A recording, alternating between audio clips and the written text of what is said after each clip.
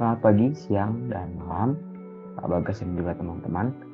Perkenalkan, saya Zaki, 154-2008, dan juga rekan saya Putri Asanti Davira, 154-2024 akan menceritakan mengenai analisis kelompok sosial dari sumber buku Madura dalam 4 Zaman, Ketegangan, Perkembangan Ekonomi dan Islam yang ditulis oleh Huk Tejo. Sebelum masuk ke pembahasan, berikut adalah outline pada bahasan kita kali ini, yakni gambaran umum, karakteristik kepemimpinan, kegiatan-kegiatan penting, perubahan-perubahan yang terjadi, dan juga kesimpulan.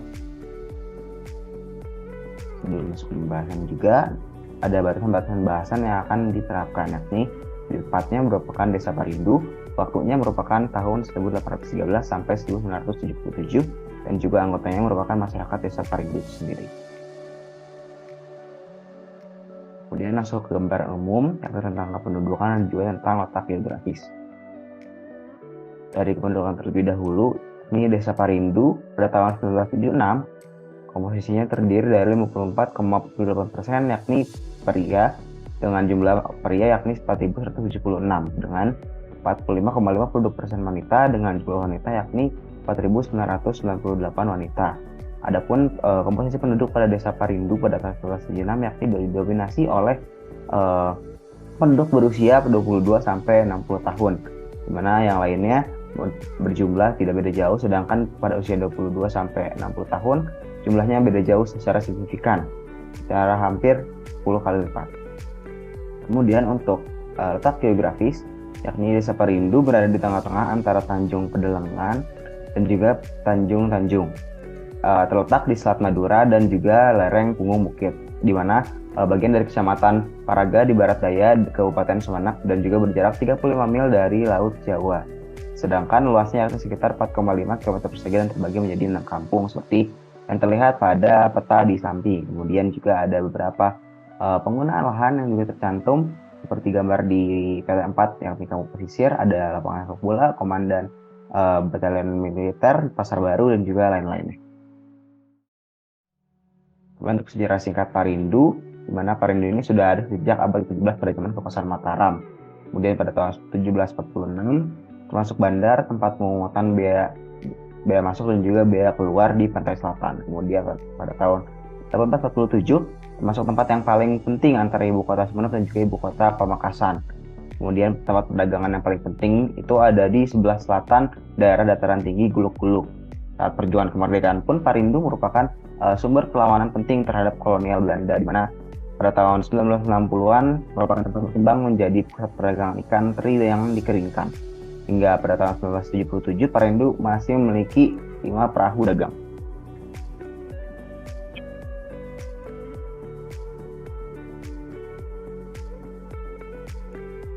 Baik, perkenalkan Putri Hasinatu Zafira, NIM 154200024. Di sini saya akan menjelaskan karakteristik Desa Parindu.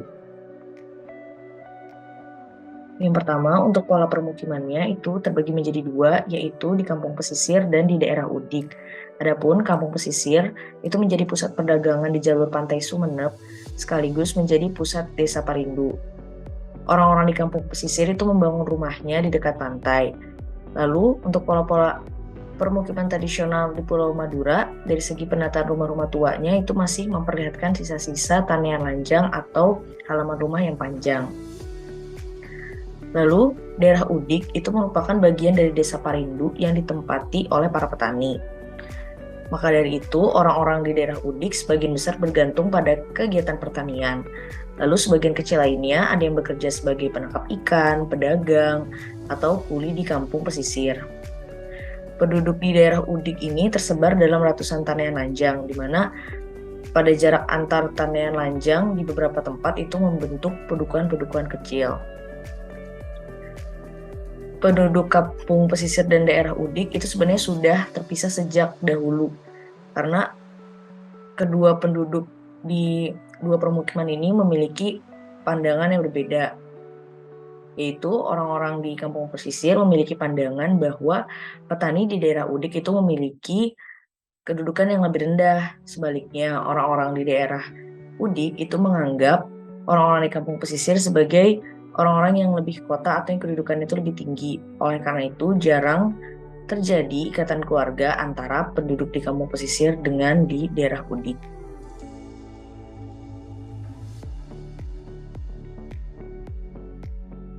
Selanjutnya, struktur sosial. Seperti yang sudah dijelaskan, penduduk desa Parindu ini dikelompokkan dalam 2 kategori, yaitu penduduk kampung pesisir dan daerah udik. Penduduk desa Parindu ini termasuk kumpulan orang-orang yang bertempat tinggal di tempat yang sama. Selanjutnya, untuk penduduk di kampung pesisir itu terbagi lagi dalam kelompok-kelompok masyarakat. Di antaranya itu ada 2, yaitu kelompok penangkap ikan dan kelompok keagamaan.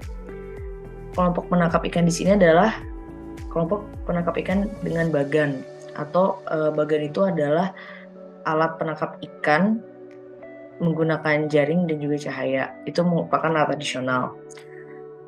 Untuk kelompok penangkap ikan ini terdiri dari beberapa peran. Yang pertama ada juragan sebagai pemilik bagannya, lalu kanca yaitu peran nelayan, bakol pengolah hasil tangkapan, dan tokang kora sebagai pemelihara peralatan untuk berlayar. Kelompok ini termasuk ke dalam kelompok sekunder karena terbentuk berlandaskan hubungan kerja. Selanjutnya ada kelompok keagamaan yang disebut juga sebagai kumpulan-kumpulan agama berdasarkan sumber utama bacaan. Kumpulan keagamaan ini dibentuk oleh pedagang terkemuka di desa Parindu yang mayoritasnya itu berasal dari golongan atau profesi di kampung pesisir. Jadi tadi ya yang derajatnya itu dianggap kedudukannya itu lebih tinggi. Itu yang ada di kampung pesisir. Lalu kelompok ini itu termasuk ke dalam kelompok primer karena hubungan antar anggotanya bersifat informal. Selanjutnya nilai dan norma.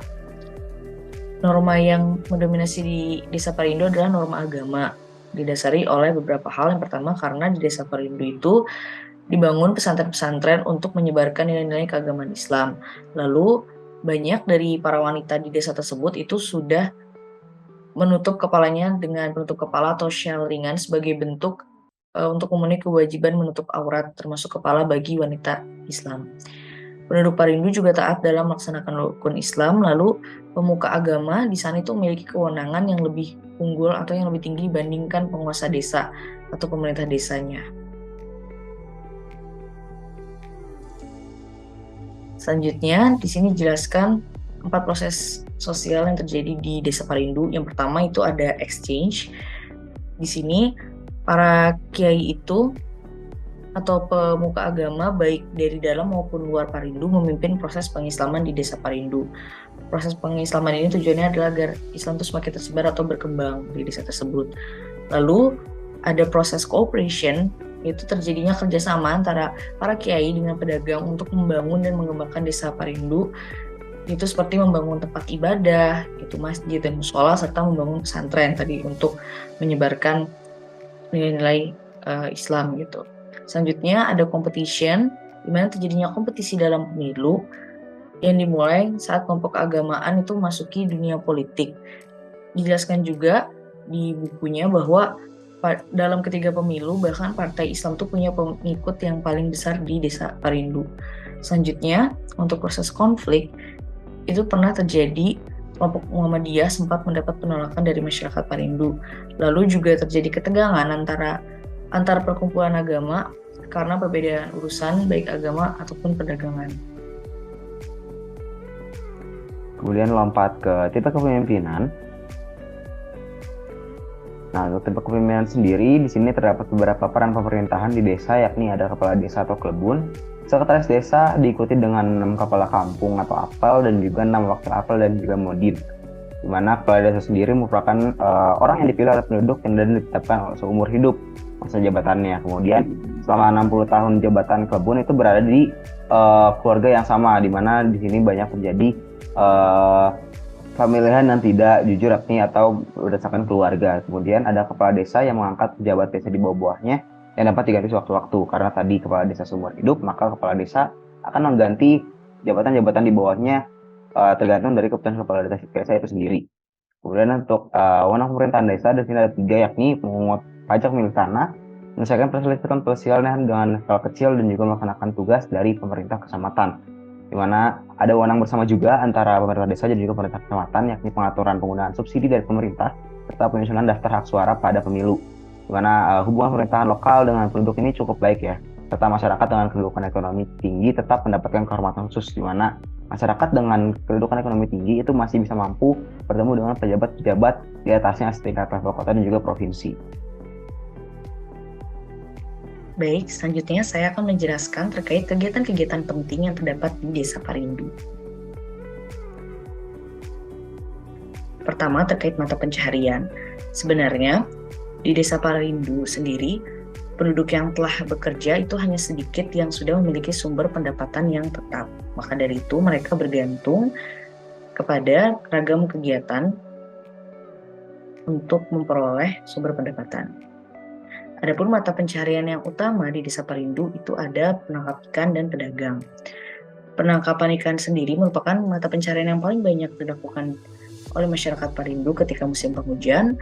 Lalu untuk perdagangan itu menjadi sumber pendapatan terpenting ketika musim kemarau. Dan Desa Parindu sendiri itu adalah pusat perdagangan dan ekspor untuk komoditas tembakau, gula siwalan, dan ikan teri kering.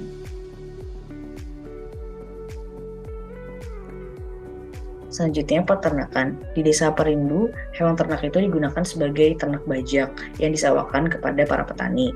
Lalu, untuk pertanian, itu terdapat di Desa Parindu yang berlokasi atau yang memiliki lokasi lebih rendah.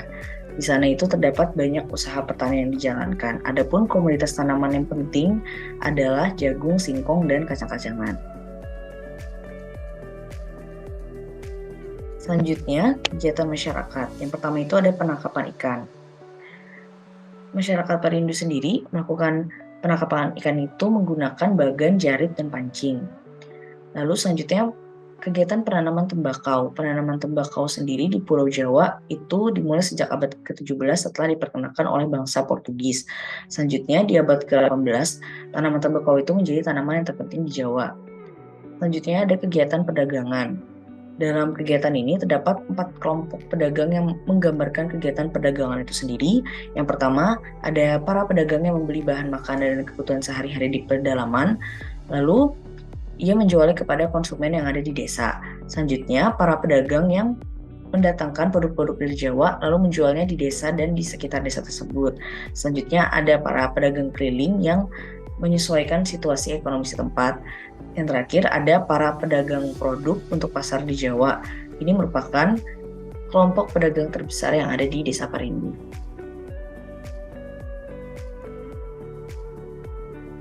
Selanjutnya, ada kegiatan produksi gula, tikar, dan kelapa.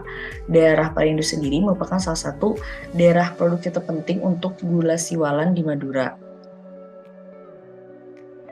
Pembuatan gula ini sendiri itu menjadi sumber pendapatan yang penting bagi penduduk di Desa Parindu, khususnya pada musim kemarau, di saat pertanian itu tidak bisa dilaksanakan.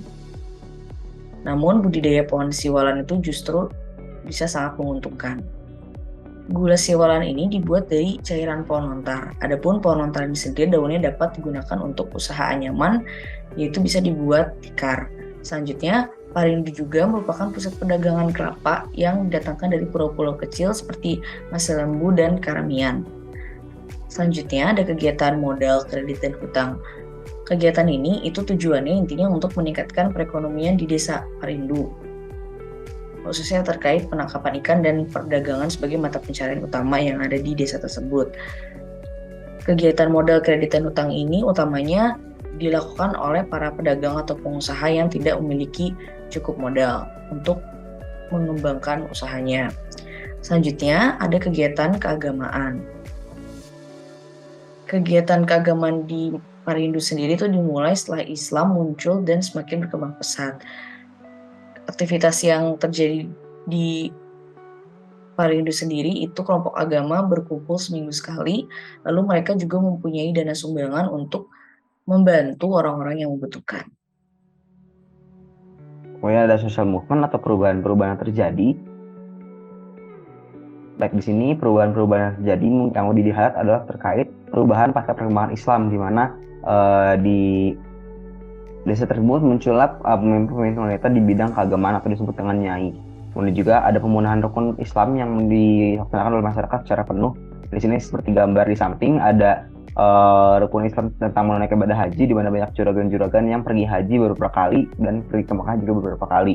Kemudian juga ada yang melaksanakan ibadah dengan penuh totalitas sampai di tengah laut. Kemudian juga di sini adanya perkumpulan-perkumpulan keagamaan yang namanya pun dibawa dari bahasa-bahasa Arab, tentunya Tajinufus, Majalis, Mustafa'in, kemudian Tajus Sibjan, terus ada Mudakarin, ada Wahidin, dan juga Jamiatul, di mana di sini ada contohnya di gambar sebelah kanan paling bawah ada perkumpulan dari pemuda-pemuda di Majalis. Perkumpulan keagamaan ini merupakan perkumpulan dengan dari pedagang-pedagang besar dan juga kecil seperti pemilik toko, penjual pasar, dan juga tangkulak-tangkulak. Baik, selanjutnya adalah bagian yang terakhir yaitu kesimpulan. Kesimpulan ini dibuat berdasarkan 3 teori, yaitu teori struktural fungsional, teori konflik, dan interaksi simbolik. Yang pertama, berdasarkan teori struktural fungsional dapat ditarik kesimpulan bahwa di Desa Parindu itu telah berkembang suatu ritual keagamaan yang berupa pelaksanaan ibadah sholat 5 waktu bagi umat muslim. Selanjutnya, masyarakat di sana juga semakin terbuka terhadap agama, khususnya Islam, itu karena adanya gerakan-gerakan dari kiai-kiai di sana yang mengajarkan serta menyebarkan agama Islam. Selanjutnya, berdasarkan teori konflik, dapat disimpulkan bahwa di Desa Parindu itu terjadi ketegangan di masyarakatnya akibat persaingan antar gerakan keagamaan yang ada di sana. Lalu, kelompok keagamaan di sana itu kerap menimbulkan ketegangan karena adanya konflik terkait perbedaan pandangan keagamaan ataupun urusan perdagangan. Selanjutnya, berdasarkan teori interaksi simbolik dapat disimpulkan bahwa adanya perbedaan ajaran pandangan terkait pergerakan keagamaan Islam di Desa Parindu.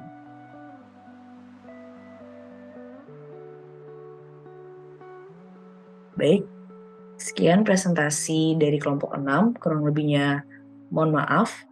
Terima kasih atas perhatiannya. Assalamualaikum warahmatullahi wabarakatuh.